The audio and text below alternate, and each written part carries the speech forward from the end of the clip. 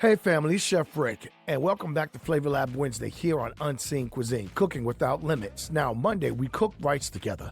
We listened to the pot. We paid attention to texture. We followed the aroma, and we learned how rice leaves clues throughout the cooking process. But today, I want to answer a question that most people never stop thinking about. Why does rice change so much when it cooks? How does something so hard and dry become so soft and fluffy? Why do some rice dishes stay light and separated while others become sticky? And how can your senses tell exactly what's happening without ever lifting the lid? So, let's get into it. Part 1. Rice starts out thirsty. Let's go all the way back to the beginning. Before the water, before the heat, before the pot. Pick up a few grains of dry rice. Tactile cue. Roll them between your fingers. Feel how hard they are, smooth, firm, almost brittle. There isn't much moisture inside of it. That's why dry rice feels completely different from cooked rice. Sensory reminder. Rice begins as a dry grain waiting for water, and everything that happens next starts with hydration. Part 2. Water changes everything. Now imagine those same grains sitting in water. Tactile cue. As the rice begins to absorb liquid, it starts expanding.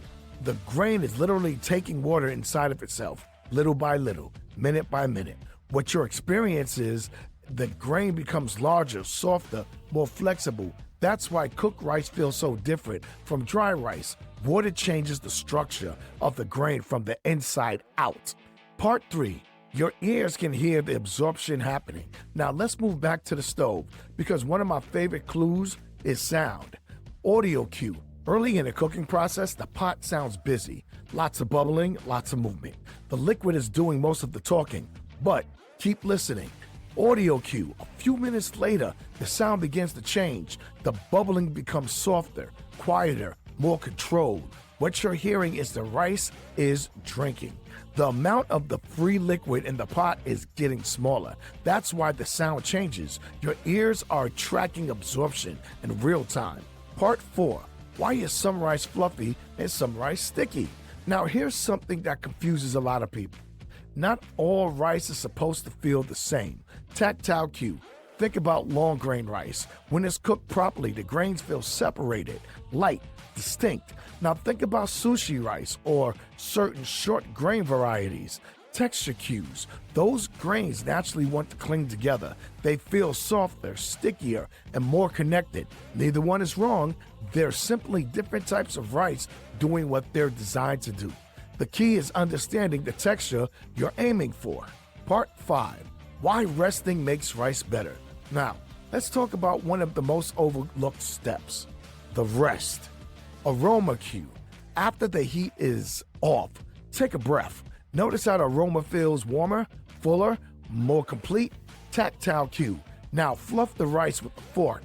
Feel how the grains separate more easily than it did right after cooking. The texture feels lighter, more balanced. Sensory reminder. Even after the burner is turned off, the rice is still changing. Sometimes the final few minutes are just as important as cooking the rice itself. Part 6. How do you know it's done? Forget the timer for a second. Let me talk to you. Let's talk about what the rice is telling you. Texture cue.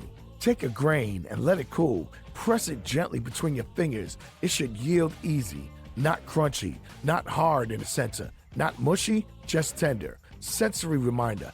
That's the moment we're looking for. Not when the clock says it's done, when the rice says it's done. Let's bring it all together now.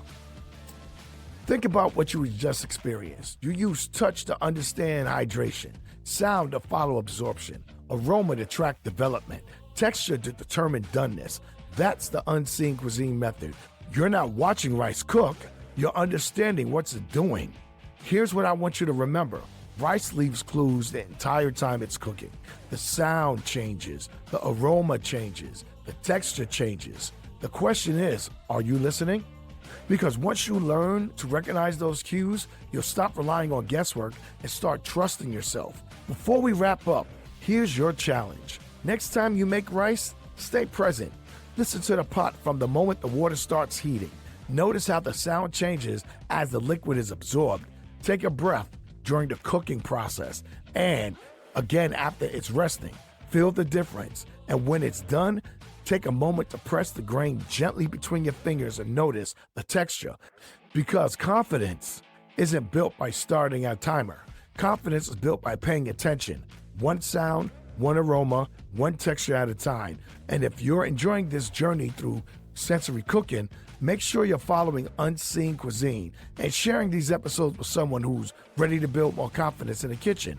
Because here, we're proving every day that great cooking isn't about what you can see. It's about what you can sense. And the more you trust your senses, the more confident you'll become every single time you step into the culinary cockpit. Now, this has been Chef Riq, cooking for every sense and every confidence for every cook. And I'll see you next Recipe Friday.